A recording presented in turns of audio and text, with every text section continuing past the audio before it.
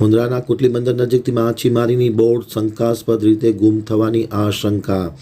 જે રીતના બોટ ગુમ થઈ છે એ દેશની સુરક્ષા માટે જોખમી હોવાની વાત પણ સપાટી ઉપર આવી છે. માછીમારી વિભાગના અધિકારી દાફડાએ સમગ્ર ઘટનાની તપાસ કરવાની ખાતરી પણ આપવામાં આવેલી હતી.